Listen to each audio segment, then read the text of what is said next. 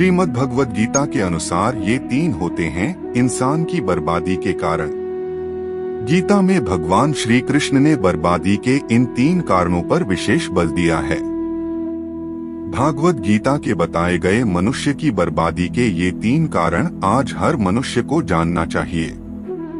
श्रीमद् भगवद गीता में भगवान श्री कृष्ण ने इंसान की बर्बादी के 3 ही कारण बताए थे।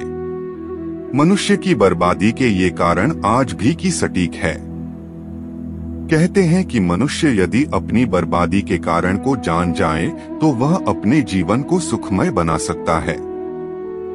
गीता में भगवान श्री कृष्ण ने बर्बादी के इन 3 कारणों पर विशेष बल दिया है। भागवत गीता के बताए गए मनुष्य की बर्बादी के ये 3 कारण आज हर मनुष्य को जानना चाहिए। यह कोई मैं नहीं बता रहा बल्कि गीता में ऐसा वर्णन मिलता है। क्या आप जानते हैं कि मनुष्य की बर्बादी के 3 कारण कौन कौन से हैं? यदि नहीं तो आगे हम इसे एक कहानी के आधार पर जानते हैं।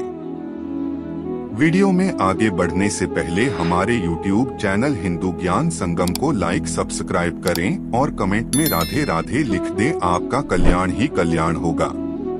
प्राचीन काल में एक शाही परिवार में एक लड़के का जन्म हुआ। कम उम्र में ही शाही ठाठ से दूर गुरुकुल में भेज दिया था। गुरुकुल में यह बालक सबसे होनहार था। उसने वेदों और शास्त्रों का अध्ययन किया। गुरुकुल में अभी उसकी शिक्षा समाप्त भी नहीं हुई थी कि उसके माता पिता और सभी भाई बहन प्राकृतिक आपदा में मारे गए। शिक्षा समाप्त करने के बाद इस बालक ने प्रण लिए कि उसका सारा जीवन लोगों की भलाई में ही बीतेगा। अब इस सन्यासी ने अपनी सारी महत्वाकांक्षा त्याग दी। वह सांसारिक वस्तुओं को छोड़कर हिमालय की जंगलों में चला गया।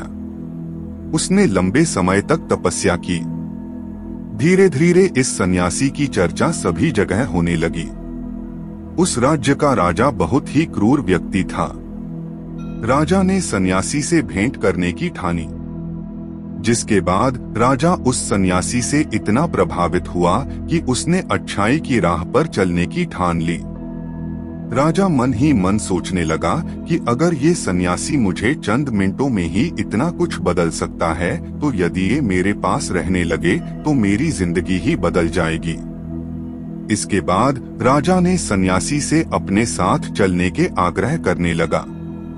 सन्यासी इसके लिए मान गए और राजा उन्हें साथ लेकर महल में चले गए। वहां राजा ने सन्यासी को शाही कमरे में भोजन करवाया। सन्यासी ने राजा का धन्यवाद किया और जाने की आज्ञा मांगी, जिस पर राज ने कहा, आप हमारे बगीचे में हमेशा के लिए रह सकते हैं। सन्यासी ने राजा के प्रस्ताव को स्वीकार कर लिया।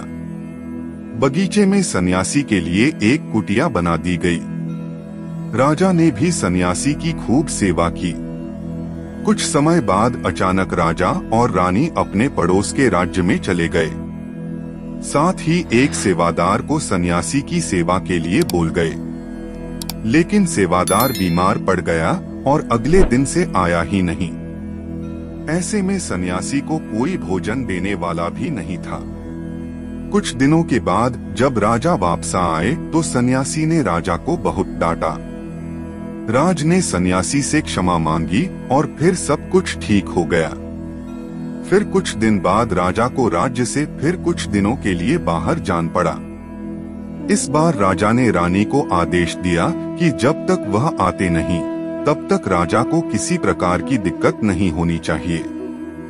जिसके बाद रानी हर रोज भोजन पकाकर सन्यासी को भेज देती। एक दिन रानी नहाने के लिए गई और सन्यासी को भोजन देना भूल गई।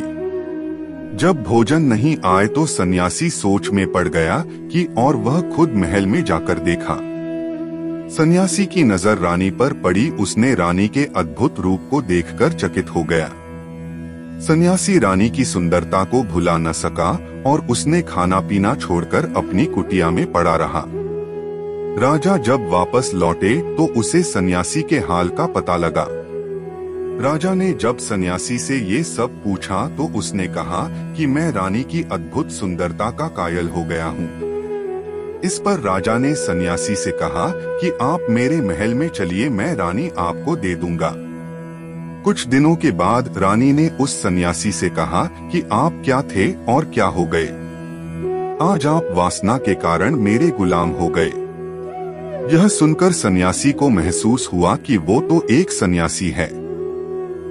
सन्यासी जोर जोर से चिल्लाने लगे और रानी से कहा, मुझे क्षमा कर दीजिए। इस प्रसंग का सार ये है कि जब इच्छा पूरी नहीं होती है तो क्रोध उत्पन्न होता है, और अगर पूरी हो जाए तो लालच बढ़ता है।